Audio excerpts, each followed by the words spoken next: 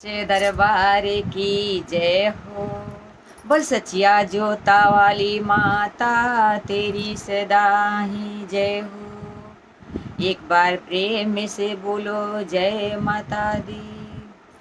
सबसे पहले अपने चैनल पर सभी भक्तों को स्वागत करती हूँ और एक माता जी के भजन सुनाने जा रही हूँ। अपना प्यार दुलार जरूर दीजिएगा और ज़्यादा से ज़्यादा मेरा सपोर्ट कीजिएगा। और जितने भी मेरे चैनल पर नए जुड़े हुए हैं लाइक शेयर कमेंट जरूर करें और चैनल को आगे बढ़ाएं। अरे नेवता पेठवले बानी आसारा लागवले बानी। नेवता पेठवले बानी आसारा लागवले बानी। कब अबू माई महारानिया हो। अरे कब अबू माई महारानिया हो। नेवता पेठवले बानिया सारा लगवले बानी। नेवता पेठवले बानिया सारा लगवले बानी। कब अबू माई महारानिया हो। ओ आहे कब अबू माई महारानिया आहो। निमिया के डाढ़ पर झूलुआ लगवले बानी। निमिया के डाढ़ पर झूलुआ लगवले बानी।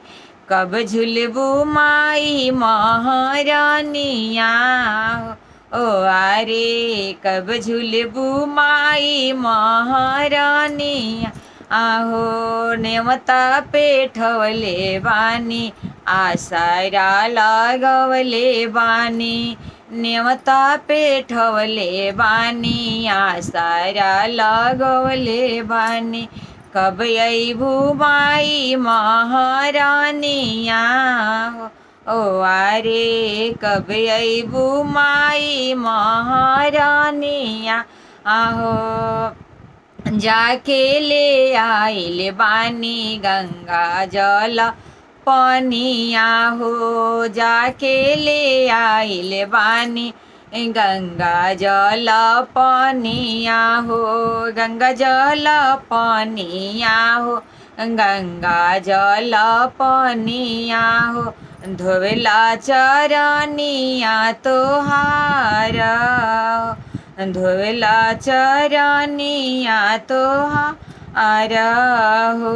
ए मैया धोवेला चरनिया तोहार हो।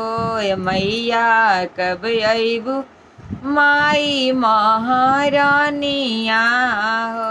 कब अबू माई महारानिया हो। नेवता टवले बानी आसारा लागवले बानी। नेवता पेठवले बानी आसारा लागवले बानी। कब अबू माई महारानिया हो। अरे कब अबू माई महारानिया हो। अढ़ौल के हार गुथी जो हेले मालिनिया हो। अढ़ौल के हार गुथी जो हेले मालिनिया हो। जो हेले मालिनिया हो। जो हेले मालिनिया हो। कब पेन्हबू अढ़ौल के हार जी आहे। कब पेन्हबू अढ़ौल के हार जी। नेवता पेठवले बानी आसारा लगवले बानी। नेवता पेठवले बानी आसारा लगवले बानी। कब अबू माई महारानिया आहो। आहे कब अबू माई महारानिया हो। हाथ जोड़ी करीले हो हमहूँ बिनतिया हो। हाथ जोड़ी करी मैया हमहूँ बिनतिया हो। हाथ जोड़ी करी मैया हमहूँ बिनतिया हो। नेवता के करना कबूल हो मैया, नेवता के करना कबूल आहो मैया, नेवता के करना कबूल हो। रखी हो तू मैया हो सिंदूराया बाद हो।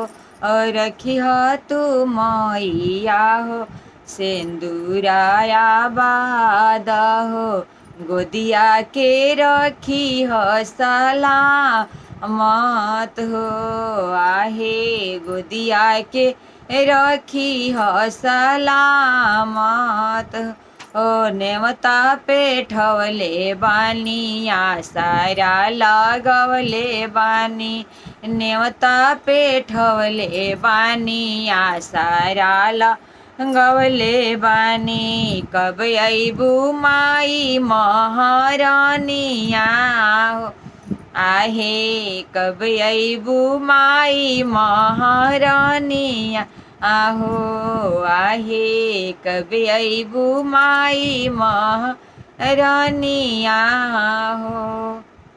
बोल सच्चे दरबार की जय हो। अगर भजन अच्छा लगा होगा तो लाइक शेयर कमेंट जरूर कीजिएगा और अपना प्यार दुलार दीजिएगा।